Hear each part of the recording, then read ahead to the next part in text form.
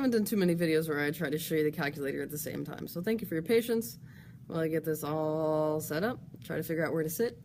So I have a new problem. I'm trying to practice average value of a function. Here's my formula right there on the page so I can see it. And I'm told I have an intersection and cars are turning left. I know the rate, I know a function that tells me the rate at which cars turn left. And well, let me show you how I graph this first, and then we're going to see how I use this graph to help me answer this question. So the only input variable your calculator is prepared to work with is x. And you can see the function we've been given with happens to be written in terms of t. So the best we're going to be able to do is to write this function, but everywhere that this function has a t, we're going to use an x. So this is what I've typed in. 60 squared of x times sine of x over 3, all squared. Notice the problem printed on the paper has sine squared of t over 3. That means sine of t over 3, in parentheses, all squared. That's the best you're going to be able to do there. I'm not aware of any sine squared function or sine squared notation that's available on your calculator. So once you have this typed in, I'll show you that I reset the window. So the minimum input is 0 and the maximum output, maximum output is 18. That's to model what's shown in your picture here, which is the minimum t is 0 and the maximum t is 18.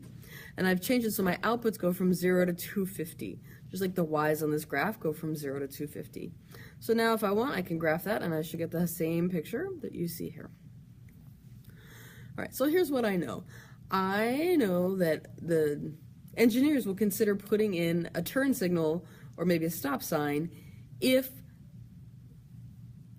there are times where the rate at which cars turn left at this intersection is greater than 150 cars per hour. So you can probably see, I'll do it here. I'm going to add a second function to my graph. I'm going to graph L of t is the rate at which cars turn left. So if I want that to equal 150, I'm going to graph this constant function 150. And I can see there are definitely times where L is greater than 150. It's this part of the graph up here that rises above my red 150 line. So I've been asked to give an expression, an interval for all the times at which L of t is in fact greater than or equal to 150, and then to find the average value of the L function on that interval. So if I can find the t value here and here, those would be my A and B for writing the average value of the function, which is going to be the second part of the problem. So notice this first part of the question, for what values of t is L of t greater than or equal to 150? It's not actually a calculus question. That happens only very rarely. But definitely one of the things you're going to have to be able to demonstrate on the AP test is that you can solve an equation using your calculator. So we're solving the equation L of t equals 150 so that we can give an interval over which L of t is greater than or equal to 150. So here's how I do that. I'm going to need to find those intersection points, those two, and just using the little cursor to like arrow over and read, that's not going to be accurate enough. I'm going to need more accurate math, and the function I know how to use, it's the intersection function from the calc menu. So that's going to be second and the calc button, which is the same as the trace button, and then option 5 for intersection. Now for best results, you're going to want to move your spider right over that intersection point before you start. So here it's asking first curve, and you can see up top I've got my L of t function. So yeah, we can call that the first curve. You hit enter to say okay.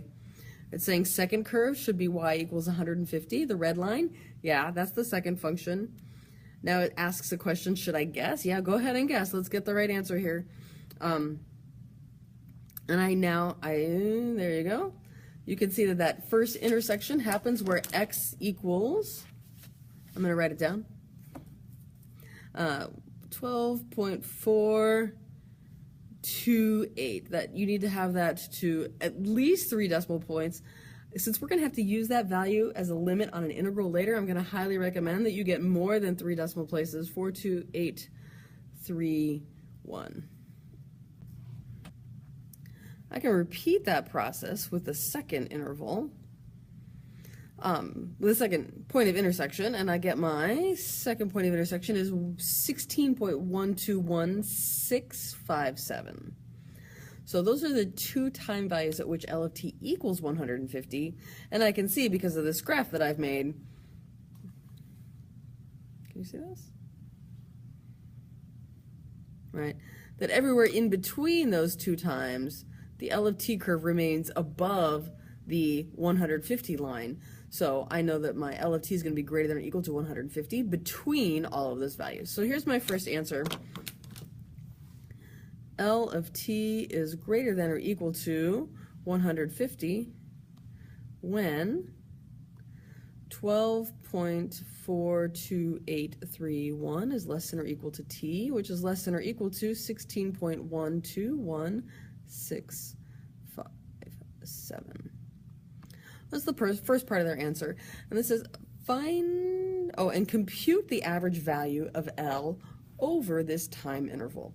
Well, the average value of L on the interval A to B is 1 over B minus A. So I'm going to use my calculator to do that subtraction, times the interval from 12.42831 to 16.121657 of L of t dt. There's no special reason. I made that L cursive, it just happened that way. So let me do that subtraction on my calculator. I'm going to fill in this missing denominator here in my fraction.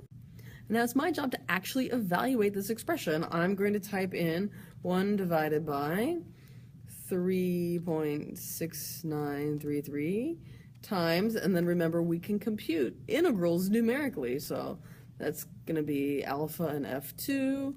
I'm going to pick the fun int function. I'm going to fill that in, and I will come back with an answer. So I will show the calculator screen nice and big so you can see what I typed. That's 1 over 3.6933 times the integral from 12.42831 to 16.121657 of, and then I typed out the L of t function, except of course I had to use x's instead of t's.